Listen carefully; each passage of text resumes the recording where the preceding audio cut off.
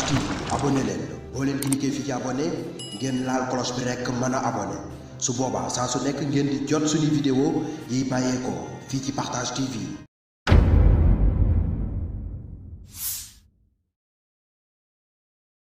doyen tey est-ce que mën nañ ni Sénégal moo ñàkk ñaari poñ wala moom moo retardé qualification.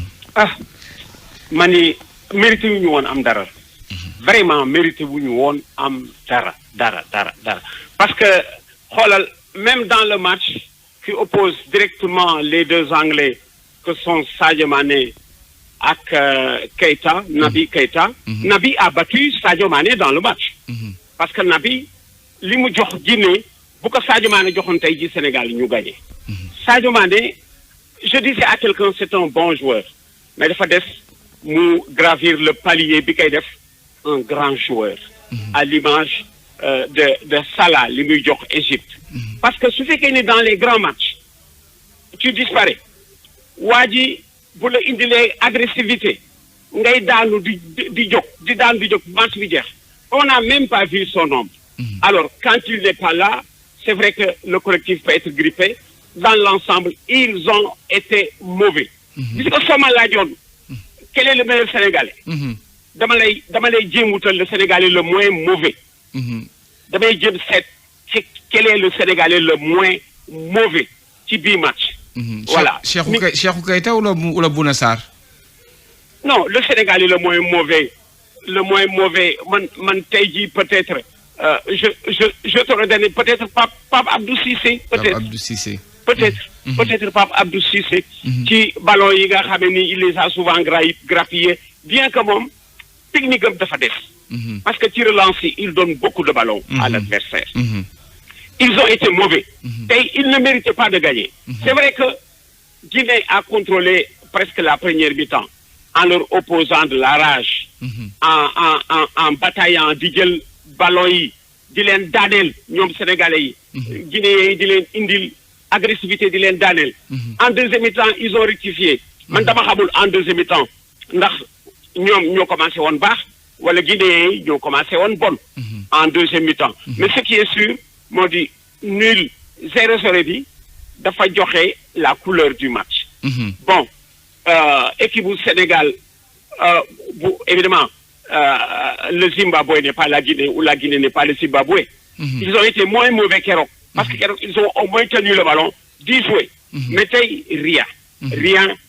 rien à retenir de ce match du Sénégal. Vraiment, ils ont été mauvais. Ils ne méritaient pas de gagner ce match. Doyen, laata ñuy dem ci jàngatu ko ñetteelu ko match bi nan lañ ko war a aborder Tassirou Diallo ma consultant ci rajo Futur Média moom tamit mi ngi ci buum gi Tassirou maa ngi lay nuyu. Tassirou, est-ce que partagé nga avis bu doyen Abdoulaye Diaw mu ni tey jii le Sénégal ne méritait pas de gagner. waaw à 100% sax damay wax ne dama koy partagé parce que équipe bi dafa jaar à côté. parce que lu tax équipe bi jaar à côté mooy que ne peut-être match dëkkandoo la en plus de ça dafa am tàngaay boo xam ne dafa du métti bu am ci foofu. donc heure bi ñu joué aussi di heure boo xamee ne heure bu Sénégal tàmm joué joueurs yi ñu am ñëpp duñu ay joueurs yoo xam ne ay joueurs locaux lañu. ba nga xam ne dinañu tàmm yenn saa di joué ci ay première heure ak ay heures yoo xamee ne dañoo heure tàngaay la. mais beneen bi ñu ci wax aussi mooy que ne au niveau de notre circuit de jeu parce que équipe bi aussi bon il faut aussi nga xam ne équipe su fekkee ne dañ lay yaakaar yenn saa aussi da ngay am. ay xar kanam yoo xam ne dañ koy changé. équipe bi nag changé wul benn xar kanam boo xam ne bu mën nañu ko xoolaat ci moom parce que au niveau du jeu dañ koy yem ak les Guinéens. au niveau du fighting Guinéens yi ñoo ëpp li ñuy xeex mais ñun ñoo ëpp aussi li ñuy perte bal. Tassirou jërëjëf doyen. Doyen, la première place est encore différée pour le troisième match. Comment naka le Sénégal war a aborder troisième match boobu ngir mën a bokk assurer qualification waaye tamit en première place au groupe boobu. waaw defaraat bopp yi c'est vrai que pour le troisième match ils vont jouer comme on dit ci température bu gën a clémente parce que je crois que ce sera à 16h le troisième match parce que seen ñaari match yëpp ci naaj wu taxaw ci digg bi la. à 13h ici di 14h fële ca Cameroun. Bon alors léegi ils ont deux adversaires dans ce match. Ils ont la Namibie. Ils ont aussi la Guinée. Parce que la Guinée voudra def mieux que le Sénégal. Contre Zimbabwe. Waaw parce que ñoom ñaar yëpp ku ci ëppale li nga gagné ci adversaire yaay jël la première place.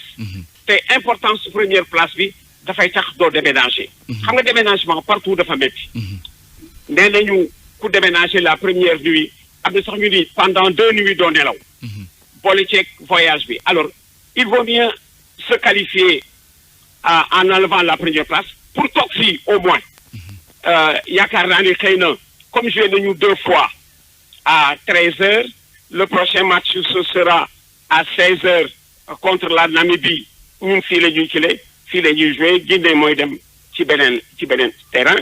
waaw léegi il faudra se parler. parce que fi mu nekk joué wuñu du tout. il souffre de la chaleur.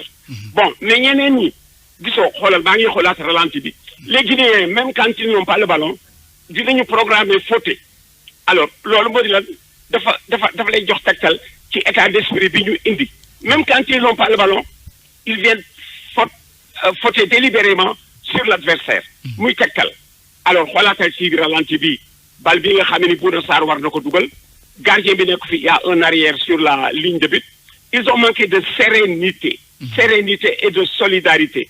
parce que ci tàngaay bu mel nii bal bi am na effort boo xam ne soo ko defee defal ci sa xel ni keneen da ko mën terminer yow mënatoo ko terminer. alors tout ça ci ay grands joueurs ça se dit.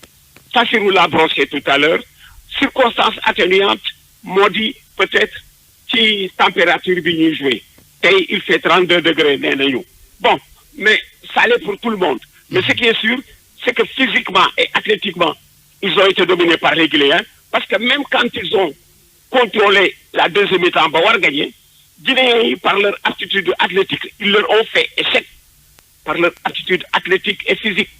agressivité di leen daaneel.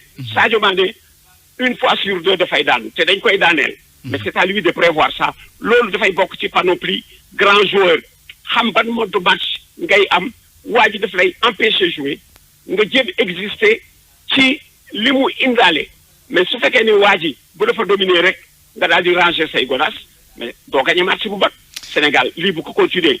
il y a à désespérer de ce Sénégal-là pour liñ ci doon yaakaar. ce fut un très mauvais Sénégal ce soir parce que lii mënu leen yóbbu fenn ni ñu mel ni tey mënu leen yóbbu fenn. ak Partage TV dara dootu leen ëpp.